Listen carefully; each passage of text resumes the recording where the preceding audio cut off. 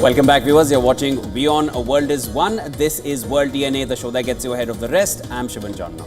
And I'm Sambhisha Srivastava. On the show today, thousands marched in Chicago on US Labor Day protesting Trump's threats to send National Guard and ICE agents. The march was one of roughly 1,000 protests across the US. Also on World DNA, in Afghanistan, rescue teams are racing against time to find survivors after a devastating earthquake on Sunday claimed over 800 lives. We'll bring you all the details on that and a lot more lined up for you right here on World DNA. Let's start with the headlines.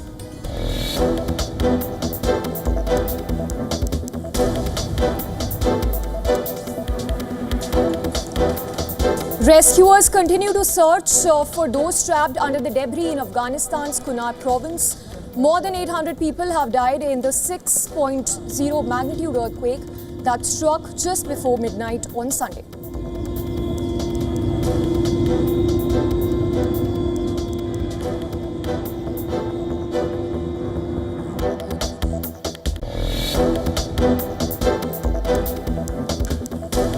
At least 1,000 reported killed in western Sudan after a landslide that destroyed a village in the Mara Mountains area, leaving only one survivor. Sudan Liberation Movement that controls the area says the landslide struck on the 31st of August after days of heavy rainfall.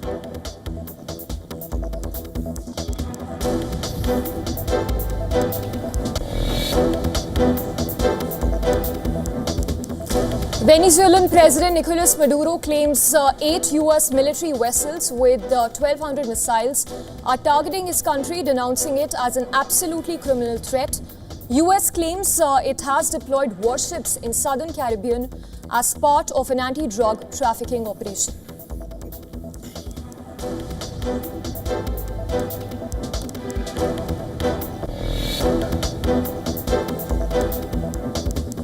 The International Association of Genocide Scholars passes formal resolution stating Israel's actions in Gaza meet the legal definition of genocide outlined in the UN Convention.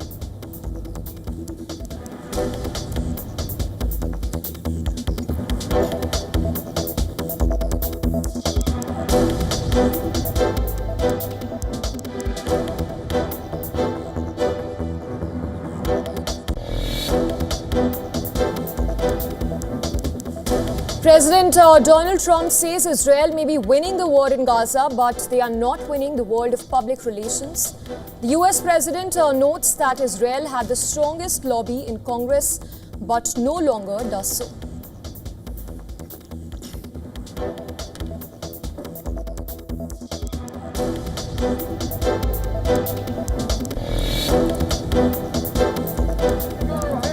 Dozens of protesters took to the streets in US cities from coast to coast on Labor Day. Demonstrators chanted slogans targeting President Trump and demanding a living wage for workers.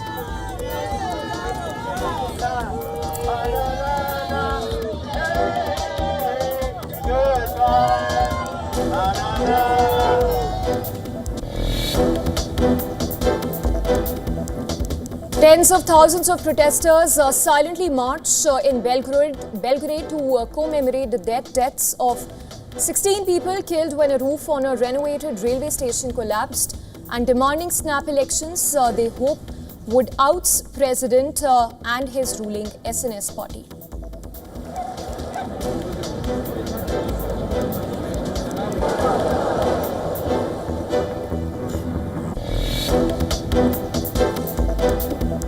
Indian Army contingent arrives in Alaska's Fort Wainwright to participate in the 21st edition of the India-US Joint Military Exercise Yuddhabhyas 2025.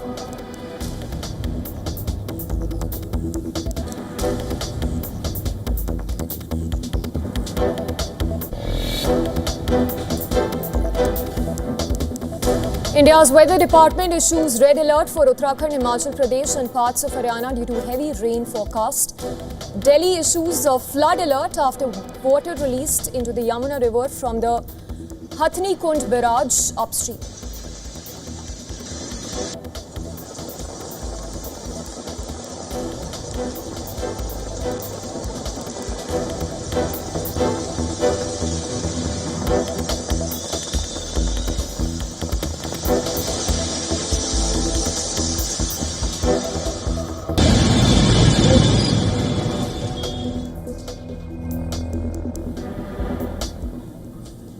And the International Association of Genocide Scholars, IAGS, has passed a formal resolution stating that Israel's actions in Gaza meet the legal definition of genocide.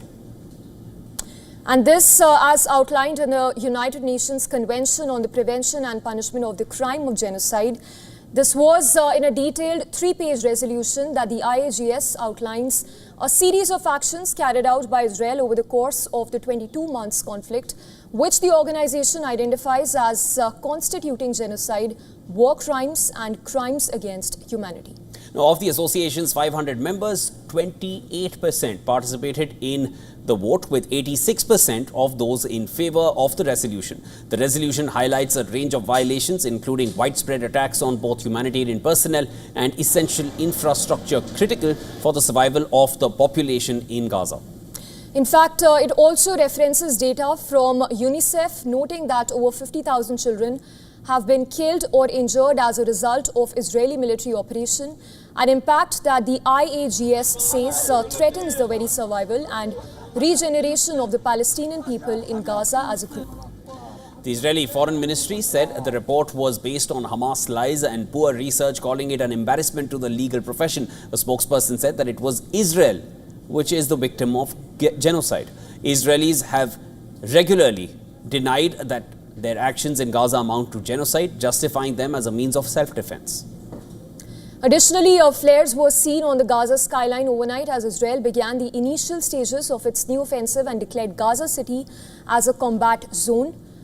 And this while on Monday afternoon an Israeli strike hit a displaced camp near Al-Aqsa Hospital in central Gaza, which killed at least one person and wounded at least 4 others.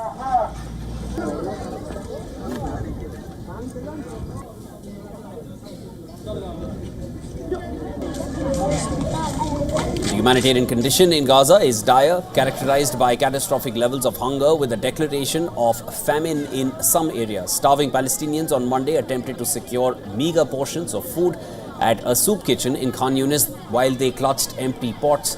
Palestinians, many displaced by war multiple times already, now face the twin threats of combat and hunger.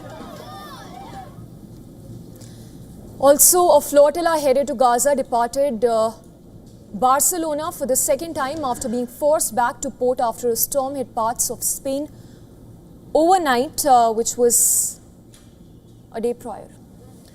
The global Sumud flotilla consists of around 20 boats with participants from 44 countries. Among the participants on board are Swedish climate activist Greta Thunberg and Mayor of Barcelona, Ada Colau. Now, amid this, Hamas has denounced a plan reportedly being considered by US President Donald Trump for the US to take control of the Gaza Strip and for its population to be relocated. The proposal envisions transforming Gaza into a US-administered trusteeship for a period of at least 10 years. The Washington Post, which viewed a 38-page prospectus outlining the very initiative, said another goal of the plan would be to transform the territory into a tourism magnet and high-tech hub. Hamas Political Bureau member Basim Naim has slammed the proposal, asserting that Gaza is not for sale and is part of Greater Palestinian homeland.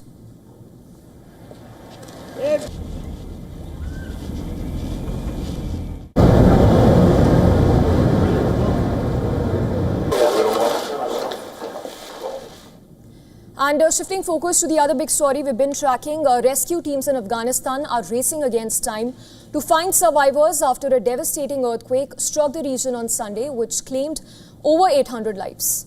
The 6.0 magnitude earthquake that injured over 2,500 people as well has left widespread destruction and brought the country to its knees. The visuals show the aftermath of this deadly earthquake. People can be seen desperately going through rubbles in search of their loved ones. Afghanistan has long been prone to earthquakes, and this very tragedy has left a trail of fear in the minds of people. They're requesting the Taliban government to provide help to the victims of the quake. Listen to this.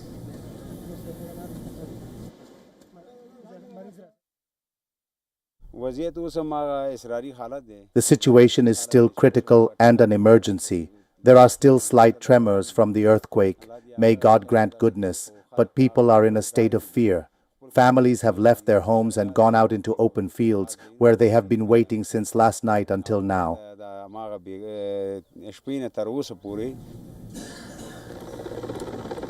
As part of the relief operation, Afghan military helicopters brought aid to the affected villages in the Kunar province and even transported injured ones to a nearby hospital in response to this devastating earthquake in Afghanistan.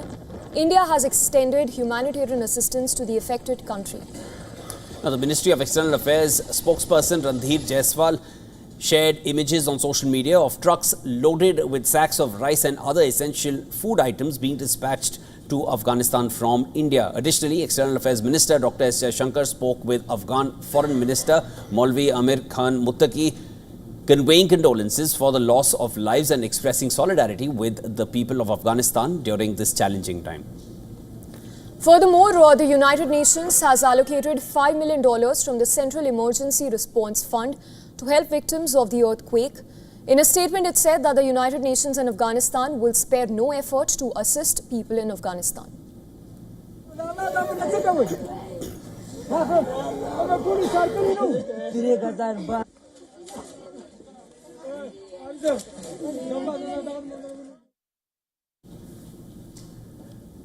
And as Russia continues to sharpen its attack on Ukraine, EU leaders are meeting on Thursday to discuss security guarantees for Ukraine, which comes as EU Commission chief has even vowed to further use frozen Russian assets to help Ukraine in these desperate times. Now, according to reports, in the latest assault on Ukraine, a 73-year-old man was killed in a shelling attack on Belozerka in the Kherson region, while a Russian drone attack on Horodnya in the Chernihiv region injured 2 people, including a 14-year-old girl. The Sumy region also came under intense attack with 7 people injured and dozens of homes damaged, disrupting water and energy supplies. While the Crimean Tatar Resource Center reported that Russia's occupation of Crimea has led to the deaths of 15 children and affected dozens more due to the murder and enforced disappearance of their parents. Ukraine's newly developed Flamingo cruise missiles struck a Russian Federal Security Service base in occupied Crimea, killing 1 Russian serviceman and damaging 6 hovercraft used by FSB operators for sea patrols. The attack involved at least 3 missiles launched from Ukraine's coast, crossing the western Black Sea to hit the facility near Armyansk. Also, according to reports, Russia's long-range drone strikes on Ukraine decreased by 34% in the month of August, with 4,132 drones that were launched compared to a record number in the month of July. Ukrainian air defenses shot down 83% of Russian drones and missiles in the month of August. Despite the decrease, Russia's attacks remain deadly, causing civilian casualties. European Commission President Ursula von der Leyen said the EU is open to exploring further use of frozen Russian assets to help Ukraine after meeting with Lithuanian President Gitanas Nausėda at the Lithuania-Belarus border. She stated that the Commission is reflecting on the next steps and the best use of these assets. Von der Leyen said that the European Commission welcomed Lithuania's proposal to seize the frozen assets in order to finance aid for Ukraine. Also, French President Emmanuel Macron and British Prime Minister Keir Starmer will co-chair a Paris summit on Thursday with Ukrainian President Volodymyr Zelensky to discuss security guarantees for the country. US President Donald Trump is not expected to attend, but has indicated the US could support any European peacekeeping plan without deploying troops to Ukraine. Now, ahead of the Paris summit, Ukrainian President Zelensky met with Jens Spahn and Matthias Mersch, leaders of the 2 coalition factions in the German Bundestag in Kiev. According to posts on Zelensky's social media, the meeting discussed financial and defense support for Ukraine and further steps in diplomacy. Meanwhile, hundreds gathered in Kiev's Maidan Square to pay tribute to Andriy Poroby, who's a key figure in Ukraine's pro-European protest movements, who was shot dead in Lviv on 30th of August.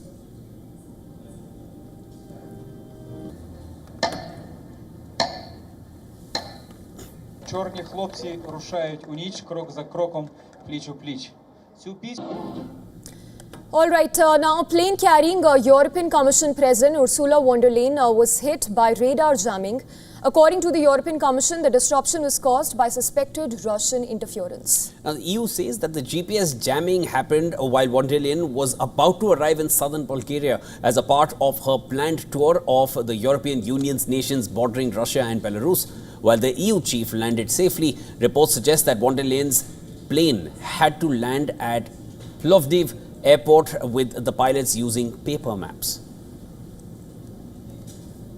And indeed confirm that there was GPS jamming, but the plane landed safely in Bulgaria. We have received information from the Bulgarian authorities that they suspect that this was due to blatant interference by Russia. Aircraft rely on the global navigation satellite system to know their position, often referred to as GPS or global positioning system. These systems use satellites to determine the position of a receiver. The GPS spoofing is a cyber attack that transmits fake GPS signals to a receiver, making it believe it's in a different location, in a different time, or both. And this could mislead the aircraft about its current location and could steer it off course, potentially leading to accidents as well. However, this is not a standalone incident. GPS signal jamming has become a significant concern in recent years, especially along the front line and in the Baltic. Multiple countries, in fact, including Poland, Estonia, Latvia, Lithuania, Finland, Sweden, and even parts of Germany, have experienced GPS disruptions as well, which often traced back to Russian transmitters. In fact, in one such incident, touted as one of worst episodes of satellite navigation interference, a 63-hour-long attack on GPS signals occurred in March last year, which affected more than 1,600 passenger planes. Then last year, in February as well. Reports suggested that the Nordic countries were struggling to fly planes because of Russian jamming. The same year in December, reports outlined frequent GPS interference and spoofing near India's border with Pakistan and Myanmar.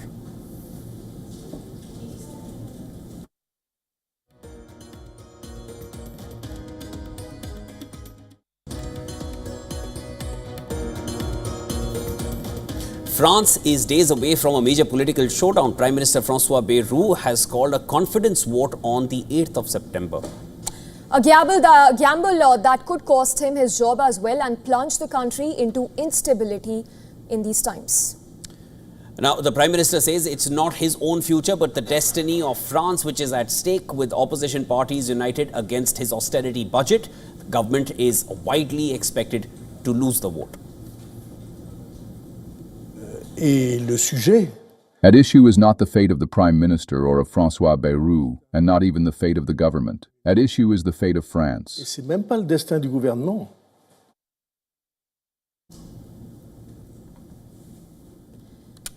In fact, Bayrou wants to slash 14 billion euros in spending to curb France's debt.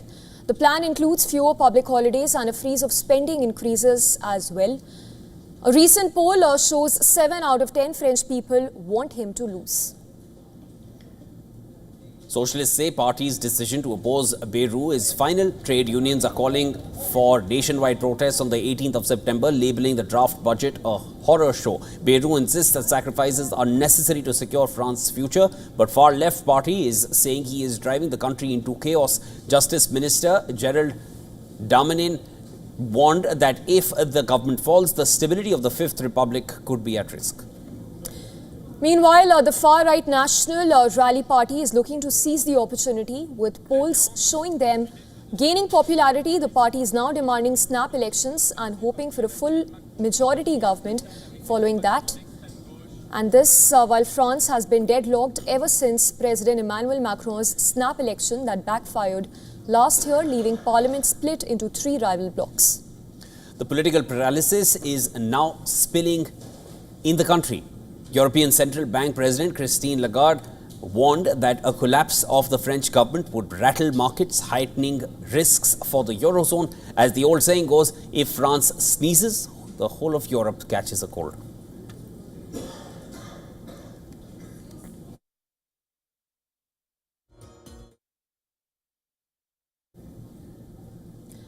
Now, in the United States, dozens of protesters took to the streets in cities from coast to coast on Labor Day.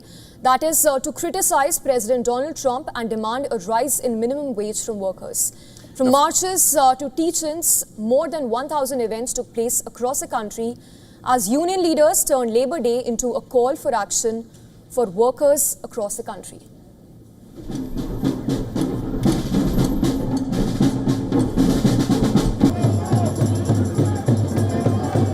Hundreds gathered outside the Trump Tower in New York City to advocate for workers' rights and voice criticism of Donald Trump's policies. Chants of "Trump must go now" echoed in the streets outside the president's former home.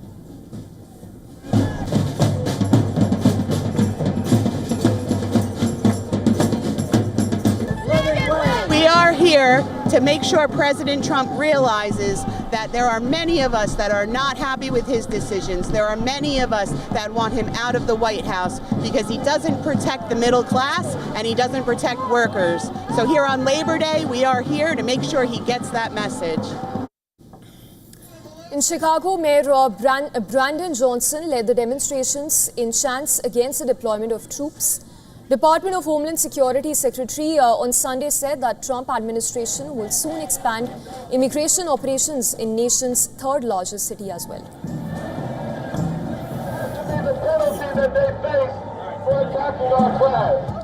No federal troops in the city of Chicago.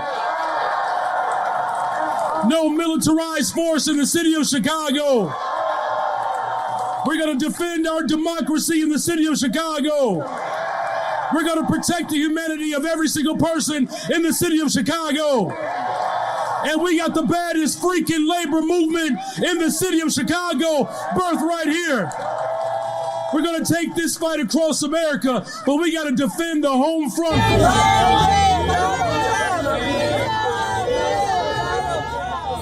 At one point, a woman got out of a vehicle with Iowa plates in Chicago to shout "Long live Donald Trump" over and over again, resulting in a brief confrontation as the protesters responded with shouts of their own to drown her out.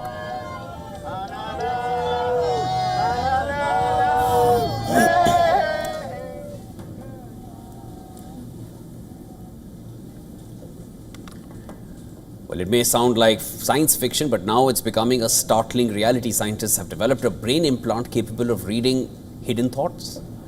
That's right, Shivan. This miracle promises to transform lives, but it's sparking urgent ethical debates about privacy and control as well.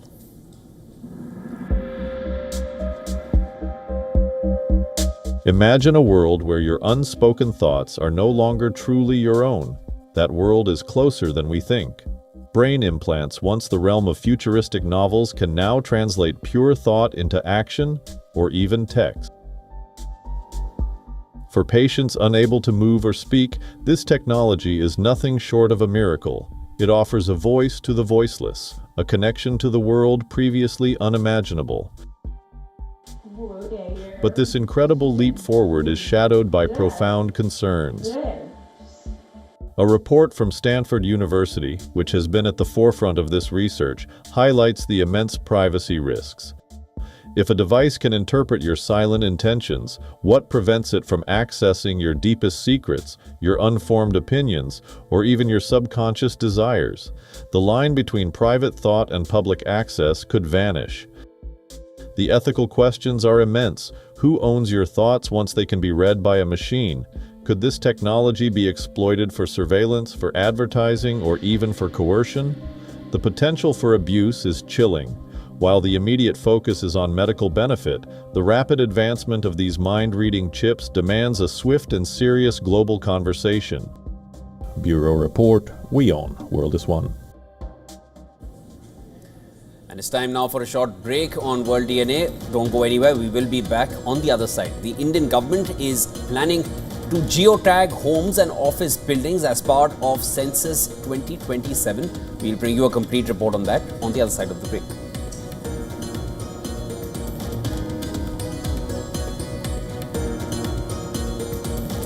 Also coming up after this very short break, President Donald Trump has escalated his criticism of India, calling the bilateral trade relationship a one-sided disaster.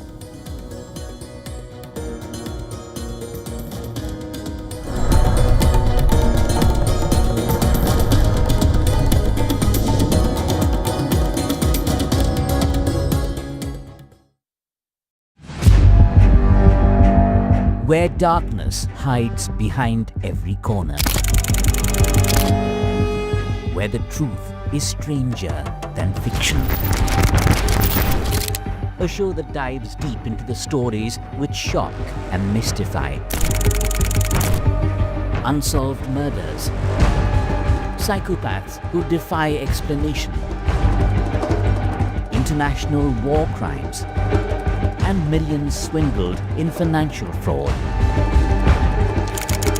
The victims, the accused, and the sinister plot. Prime Crime is your front row seat to darkness.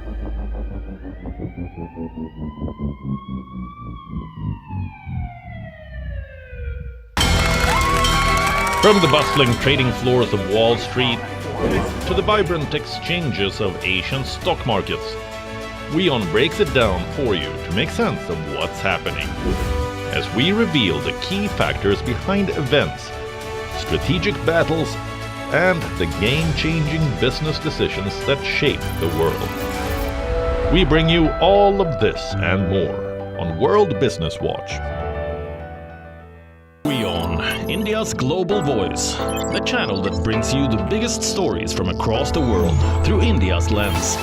Now available in more than 190 countries worldwide. Because we believe that the world is one. Watch us in Africa, Europe, USA and Canada, South America, Asia Pacific, Middle East and North African regions. Also available on these digital platforms across the world. WION. World is one. The Earth is sending distress signals. Wildfires, droughts, and melting glaciers. Can we reverse the damage? Explore the harrowing effects of climate change. It's a wake-up call. Global emergency. Climate Tracker on WION World is One. From the bustling trading floors of Wall Street to the vibrant exchanges of Asian stock markets, WION breaks it down for you to make sense of what's happening, as we reveal the key factors behind events, strategic battles, and the game-changing business decisions that shape the world. We bring you all of this and more on World Business Watch. WION, India's global voice, the channel that brings you the biggest stories from across the world through India's lens. Now available in more than 190 countries worldwide. Because we believe that the world is one. Watch us in Africa, Europe, USA and Canada, South America, Asia Pacific, Middle East and North African regions. Also available on these digital platforms across the world. WION. World is one.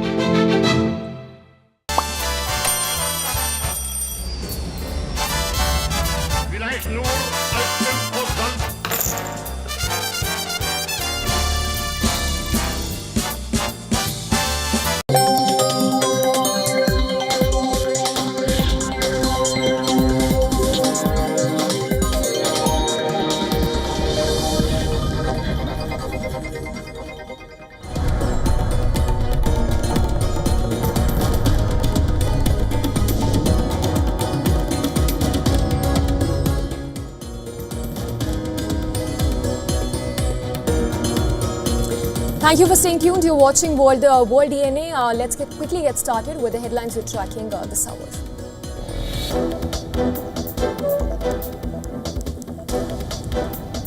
Rescuers continue to search for those trapped under the debris in Afghanistan's Kunar province. More than 800 people have died in the 6.0 magnitude earthquake that struck just before midnight on Sunday.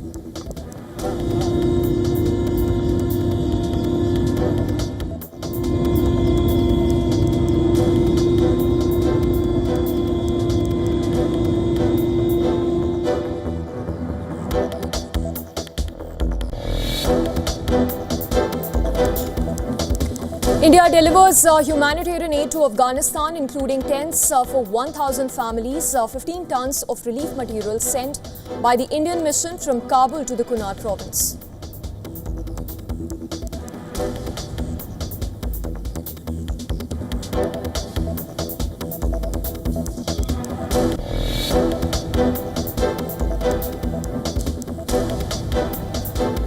Belgium joins the growing list of nations who will recognize the state of Palestine at the United Nations General Assembly in September. Belgian Foreign Minister also announces firm sanctions against the Israeli government.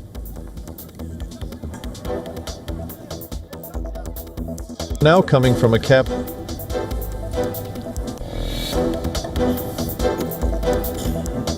Gaza Civil Defense says at least 13 people have died in Gaza City in Israeli airstrikes overnight. Attack on a residential building killed 10 people while 3 died in another strike on an apartment block.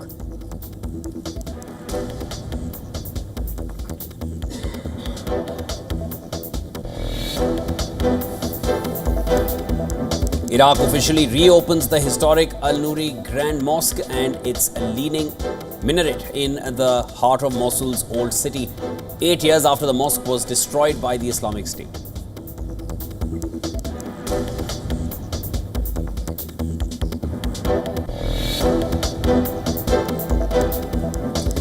Venezuelan President Nicolas Maduro claims 8 US military vessels with 1,200 missiles are targeting his country, denouncing it as an absolutely criminal threat. US claims it has deployed warships in southern Caribbean as part of an anti-drug trafficking operation.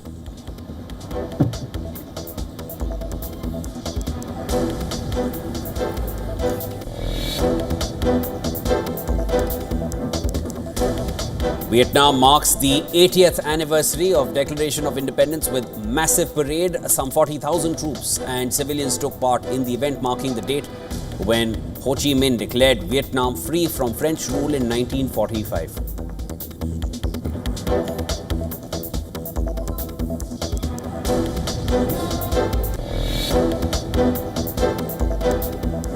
Yamuna River flows above danger mark in Indian capital following heavy rains and release of water from a dam upstream. Traffic and public movement on Delhi's Loha Pul to be stopped from this evening.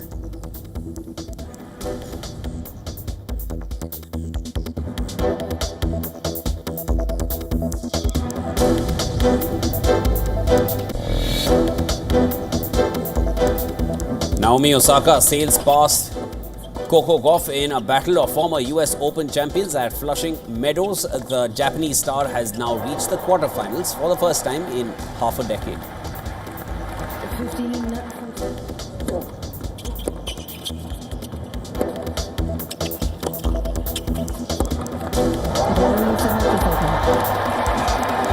Two sets love 6-3, 6-2.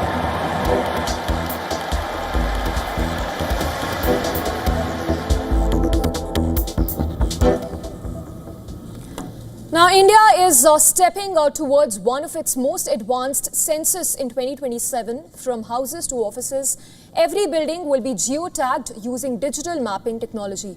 The move will facilitate in counting 1 billion people in the country. Here's how it works. The geotagging simply means assigning a unique positioning to a building on a digital map, and this is by giving a specific latitude and longitude to the building. During the first phase of the census in 2027, the enumerator of the person employed in taking a census will use a mobile app to mark the exact location of every building. Citizens can even have the option to self-enumerate online. A dedicated website will monitor the process in real time, ensuring transparency and efficiency. The census includes residential, non-residential and even landmarks in the covered area. The process will improve the planning of data accuracy and even transparency, replacing the old hand-drawn sketches. Also, this new technology will make it easier to track, verify and even manage data. Now, according to census of 2011, India has over 330 million houses. Officials say it will be helpful to the field workers to better estimate the number of homes. Each building will be digitally recorded, classified and linked to its residents, helping authorities understand population distribution more accurately. The house listing operations will kick-start from April to September in 2026. That will be followed by population counting in February 2027. The counting will begin in the month of September 2026 in colder regions like Ladakh, Jammu and Kashmir and Uttarakhand.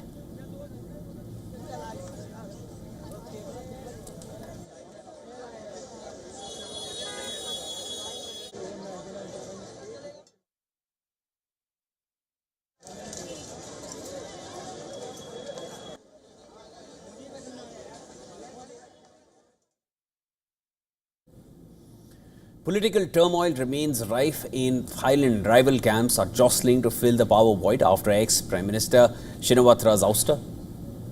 That's right, Shivan. And in the latest that is coming in, a political deadlock still persists after the opposition failed to decide who to back as the nation's next Prime Minister at the King-making summit.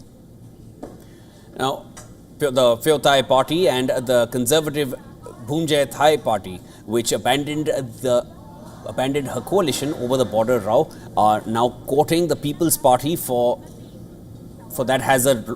which has a stronghold of 143 parliamentary seats. Now, the People's Party has said that its backing will be conditional on Parliament being dissolved for fresh elections within 4 months, paving the way for yet more political turmoil in the country. The People's Party is due to meet tomorrow again. However, its speaker has now said that its preference was for an early dissolution of Parliament and a new election. The party has said that it will not be joining the next government. The Bhumjae Thai party is fielding its leader, Anutin Chan Virakul. Pitongthan's Pheu Thai party's candidate is former state prosecutors Chai Kasim Nitisiri. In an earlier development, Anutin launched a series of negotiations with other political parties aiming to position Bhumjae Thai as the lead party. In fact, Bhumjae Thai, with 69 seats of its own, secured the support of 279 members of the parliament, giving Anutin a clear edge in the contest to form the next government. As of now, Thailand's government remains in a flux with Deputy Prime Minister Phumtham Vechachai, who has taken over as acting Prime Minister along with a caretaker cabinet. All eyes now remain on the decision of the People's Party that could possibly end the deadlock or prolong the uncertainty.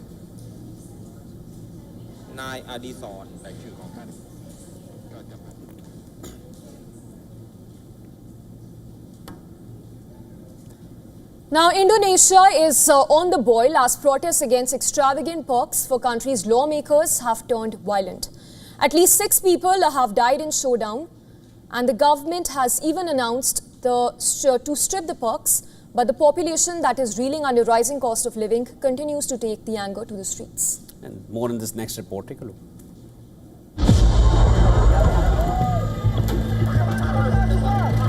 Protesters, troops and violence blazing on the streets.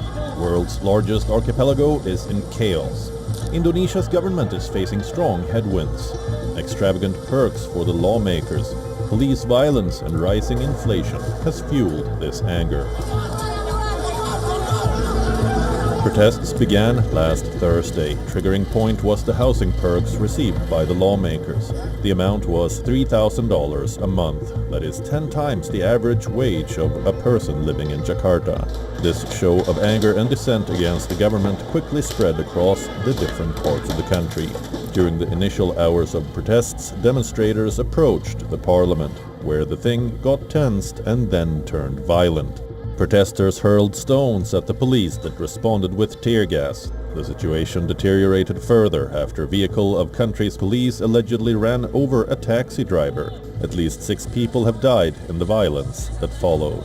Protesters torched regional parliament building in Makassar, killing 3 people trapped inside as the flames spread. The home of Indonesia's finance minister Sri Mulyani was also ransacked. The growing turmoil forced President Prabowo Subianto to reverse course. He has now pledged to scrap lawmakers' perks, including a controversial $3,000 housing allowance.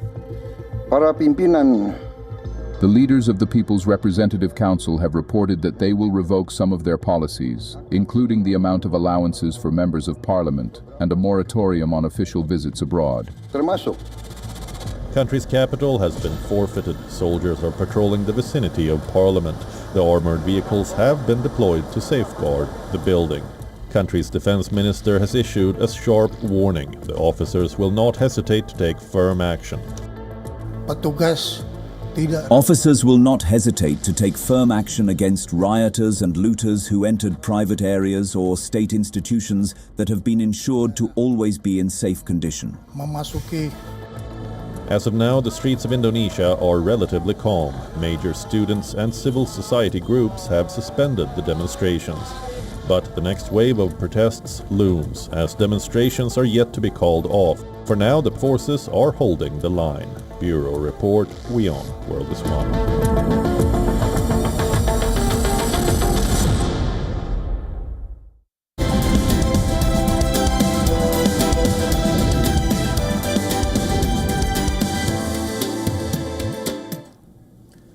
Donald Trump has escalated his criticism of India, calling the bilateral trade relationship a one-sided disaster.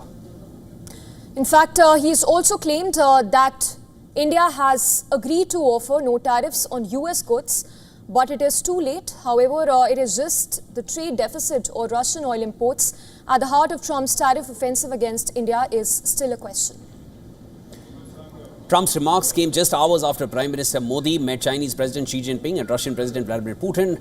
Trump accused India of selling massive amounts of goods to the US while importing very little in return, blaming high Indian tariffs for decades of imbalance. India exported goods worth $87 billion to the United States in the year 2024, with a trade surplus of almost $46 billion in India's favor. Forecast suggests that Indian exports to the US could fall to $50 billion by next year, 2026, cutting nearly 40% from current levels. The steep tariffs have sparked political backlash at home. Democrats on the US House Foreign Affairs Committee warned that Trump is hurting Americans and sabotaging a key partnership. They also flagged inconsistencies, noting that China, which buys more Russian oil than India, faces no similar penalties. India has defended its oil trade, saying that discounted barrels are vital to its energy security. Russian crude now makes up 37% of India's imports after offering discounts of around $20 a barrel last year. Last year, Energy Minister Hardeep Singh Puri, in an opinion column, noted that India has not broken any rules, stressing that its actions prevented global oil prices from spiraling to $200 per barrel. He rejected claims that India had become a laundromat for Russian oil, calling these claims unfounded. At the same time, the US continues to import over $1 billion worth of Russian fertilizer annually, underlining contradictions in Washington's own sanctions strategy. And amid strained ties with President Donald Trump, Prime Minister Modi and President Putin reaffirmed what they called a quote-unquote special and privileged relationship. Bilateral trade between India and Russia touched a record $68.7 billion in the financial year 2024-2025, with a goal of reaching $100 billion by 2030. Putin even hailed the ties as friendly and trusting, while Modi underlined their decades-long strategic foundation. Analysts say Trump's tariffs are accelerating India's engagement with Russia and China as India pushes back against economic unilateralism. For India, the broader strategy remains multi-alignment, safeguarding relations with traditional partners like Russia, cautiously reopening dialogue with China, and keeping the door open for cooperation with the United States once tensions ease. For more on this, our correspondent Susan sent us this report from New York. President Trump criticized U.S.-India trade, calling it a one-sided disaster and accusing India of keeping tariffs so high that American businesses can't compete. He claimed India has now offered to cut tariffs on U.S. goods to zero. According to Reuters, the U.S. had a $45.8 billion trade deficit with India in 2024, with average tariffs of 7.5%, though some sectors like autos and farm products face far higher rates. Trump also attacked India for buying Russian oil and weapons after recently raising tariffs on Indian goods to 50%, a move New Delhi denounced as unfair and unreasonable. The clash comes just as Prime Minister Narendra Modi appeared alongside Russian President Putin and China's Xi Jinping at a regional summit.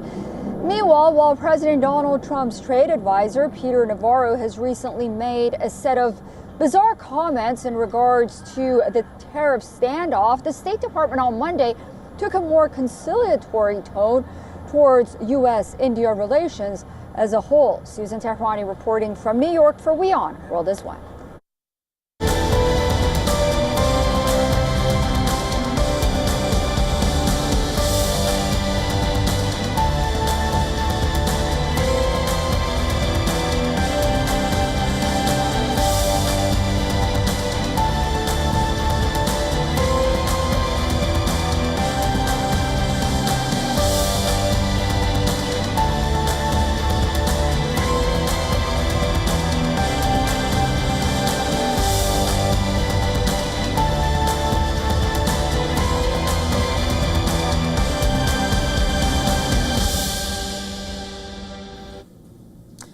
Robots stole the spotlight at the SEO summit in Tianjin. Some demonstrated calligraphy skills while some prepared ice creams for the visitors. Take a look at the interaction between WION's Siddhant Sibhal and the robot that made him a delicious cup of ice cream. I can again ask the robot to give me the ice cream. It takes just 30 seconds to give the ice cream. And looks like the robot doesn't like me. Okay, so robot is liking me and it's giving me the ice cream. So you can see the ice cream being now being given to me. So my robot is now going to give the ice cream.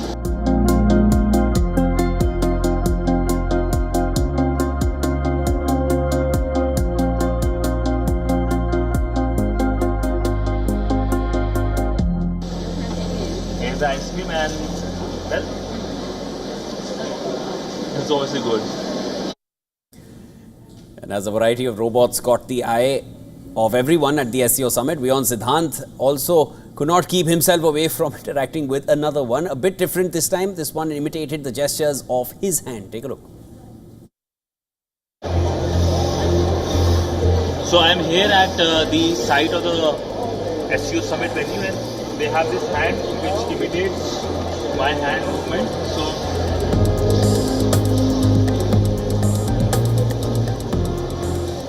So there are a lot of robots here. Robots to give ice creams, robots who speak with AI, and robots who basically imitate your hand. Can I shake hands?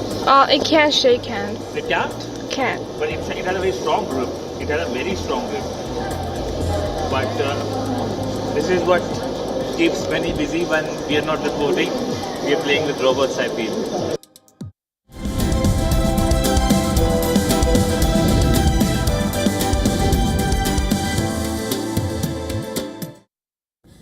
Well, an AI-generated player has reached the quarterfinals of the US Open. Surprised? Well, that's exactly what Alexander Bublik felt after facing world number 1 Yannick Sinner.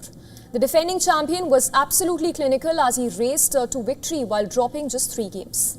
23rd seed, Bublik came into the match in red-hot form. He hadn't dropped a set, hadn't been broken once, and had won all 55 of his service games. He was also one of just 2 men to beat Yannick Sinner this season. On paper, this was a contest, but on court, it was a demolition.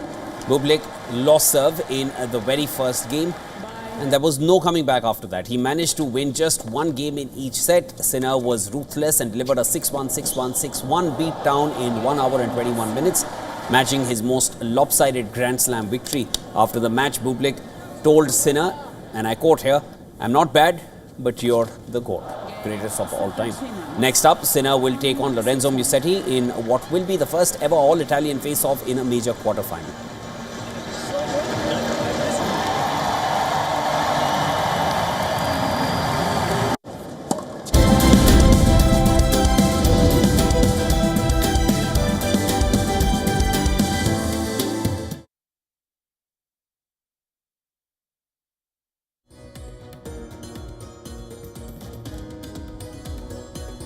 Hollywood's powerhouse Salma Hayek turns 59 today. From her groundbreaking start in Mexico to becoming the most influential Latina stars in the industry.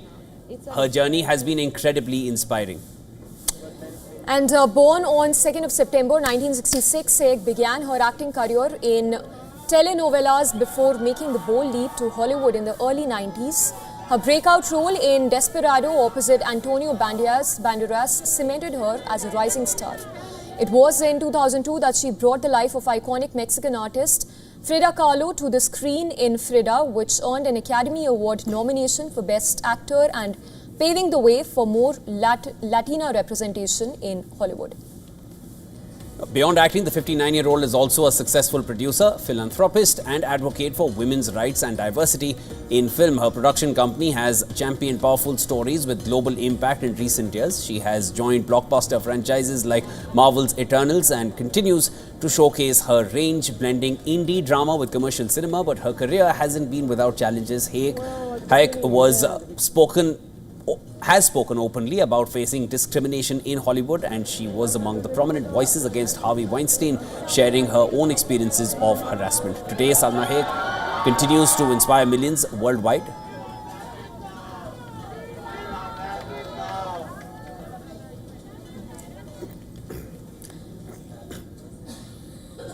Well, the Moscow Fashion Week is underway in Russia, bringing together designers from across the globe. More about this in our next story.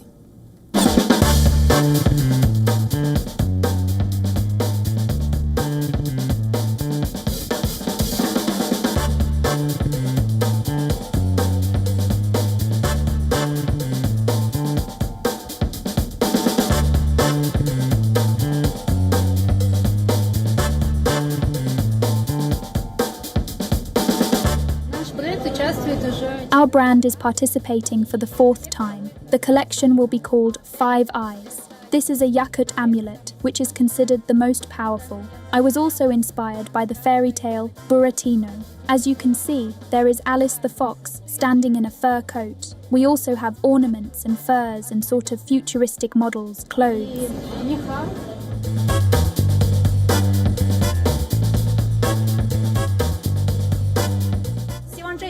I hope this show is a bridge between China and Russia. At the same time, it's also a platform for our cultural exchange.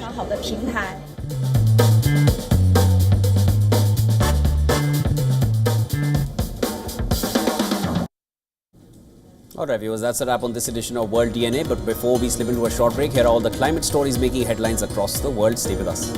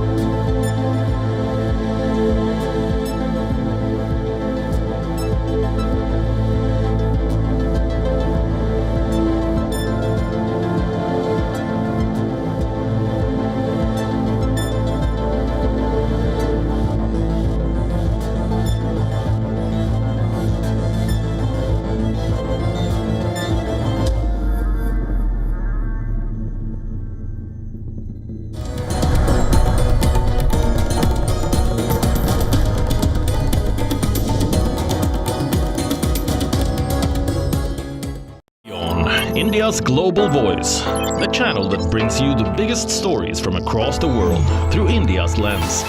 Now available in more than 190 countries worldwide. Because we believe that the world is one. Watch us in Africa, Europe, USA and Canada, South America, Asia Pacific, Middle East and North African regions. Also available on these digital platforms across the world. WION. World is one. To bring the benefits of the Subhash Chandra Show to your educational institution, teachers and students, send an invitation to Juhi Jha at juhi@such.org.in. From the bustling trading floors of Wall Street to the vibrant exchanges of Asian stock markets, WION breaks it down for you to make sense of what's happening. As we reveal the key factors behind events, strategic battles, and the game-changing business decisions that shape the world. We bring you all of this and more on World Business Watch.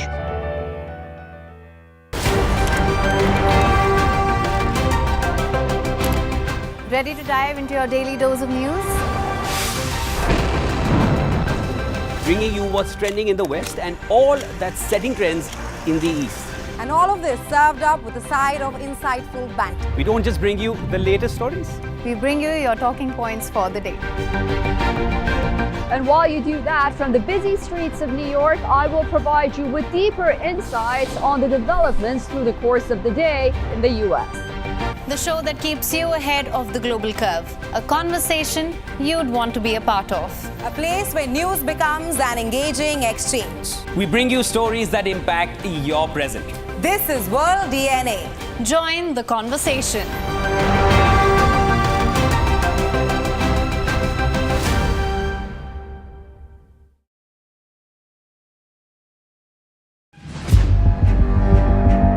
Where darkness hides behind every corner. Where the truth is stranger than fiction. A show that dives deep into the stories which shock and mystify. Unsolved murders. Psychopaths who defy explanation. International war crimes. And millions swindled in financial fraud. The victims, the accused, and the sinister plot. Prime Crime is your front row seat to darkness.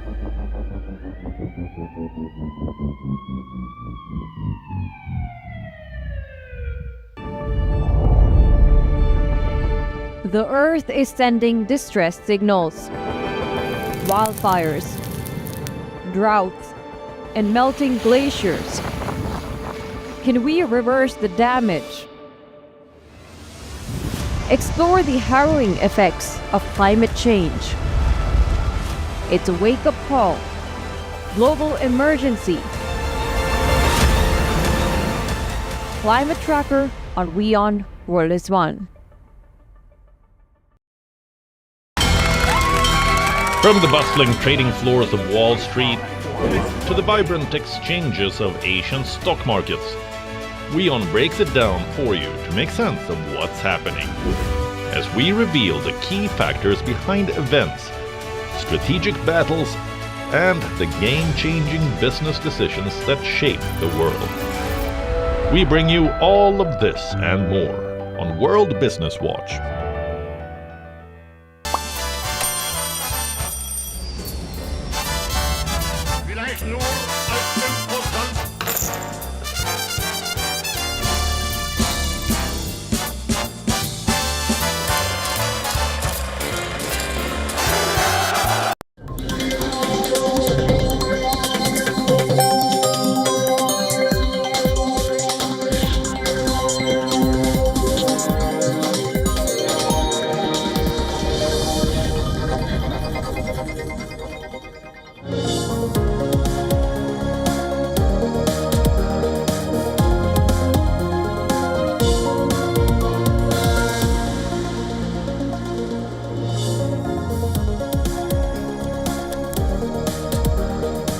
Thank you for staying tuned. I'm Samiksha Srivastava. Let's quickly get started with the top headlines you're tracking this hour.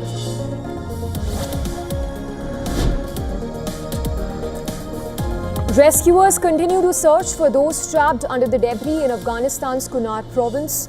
More than 800 people have died in the 6.0 magnitude earthquake that struck just before midnight on Sunday.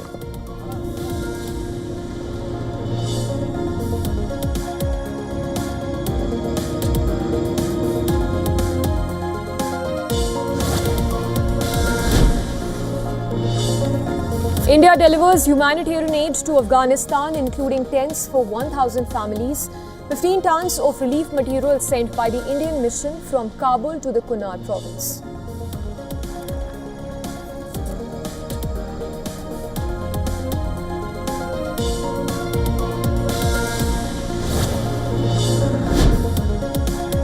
Belgium joins the growing list of nations who will recognize the state of Palestine at the United Nations General Assembly in the month of September. Belgian Foreign Minister also announces firm sanctions against the Israeli government.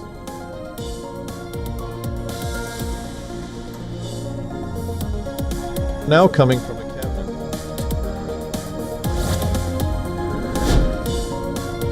Gaza Civil Defense says at least 13 people have died in Gaza City in Israeli airstrikes overnight. Attack on a residential building killed 10 people while 3 died in another strike on an apartment block.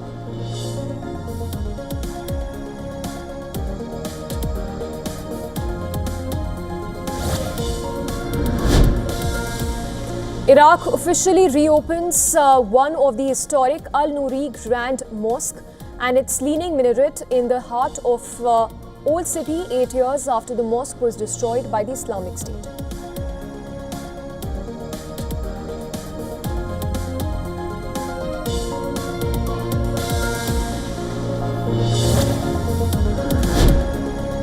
Venezuelan President Nicolas Maduro claims 8 US military vessels with 1,200 missiles are targeting his country, denouncing it as an absolutely criminal threat.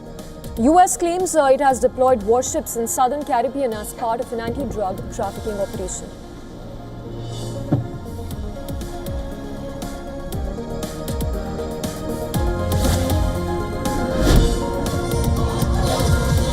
Rights groups say at least 20 people are missing amidst the violent protests in Indonesia. The country is reeling from its worst unrest in over 2 decades after the deadly weekend riots left at least 7 people dead.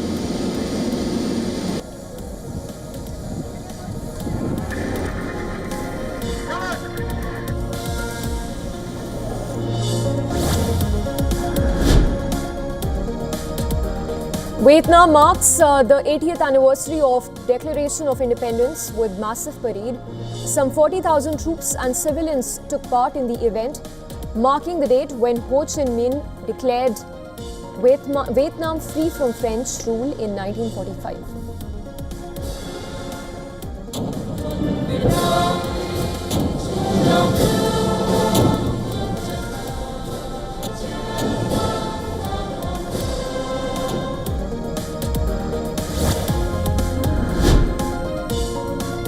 Yamuna River flows above danger mark in Indian capital following heavy rains and release of water from dam upstream.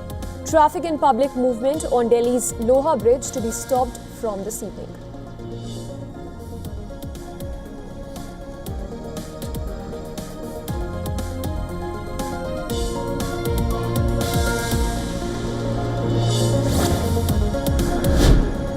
From the world of sports, Naomi Osaka sails past Coco Gauff in a battle of former US Open champions at Flushing Meadows.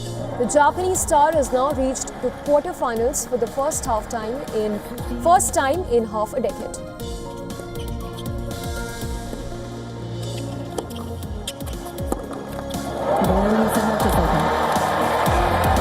Two sets love 6-3, 6-2.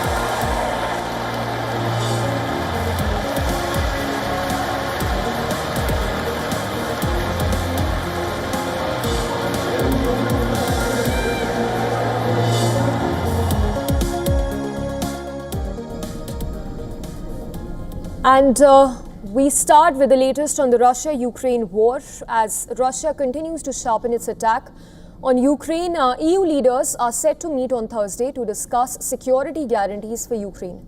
This comes as EU Commission Chief has pledged to further use frozen Russian assets to help Ukraine in these testing times. According to reports, in the latest assault on Ukraine, a 73-year-old man was killed in a shelling attack on Belozerka, which is in the Kherson region, while a Russian drone attack in the adjoining region in Chernihiv region injured 2 people, which included a 14-year-old girl. The Sumy region, on the other hand, also came under intense attack with 7 people injured and dozens of homes damaged, disrupting water and energy supplies. While the Crimean Tatar Resource Center reported that Russia's occupation of Crimea has led to the deaths of 15 children and affected dozens more due to murder and enforced disappearance of their parents. Ukraine's newly developed Flamingo cruise missiles struck a Russian Federal Security Service base in occupied Crimea, which killed 1 Russian serviceman and damaged 6 hovercraft used by FSB operators for sea patrols. The attack involved at least 3 missiles launched from Ukraine's coast, crossing the western Black Sea to hit the facility near the Armyansk region. According to reports, Russia's long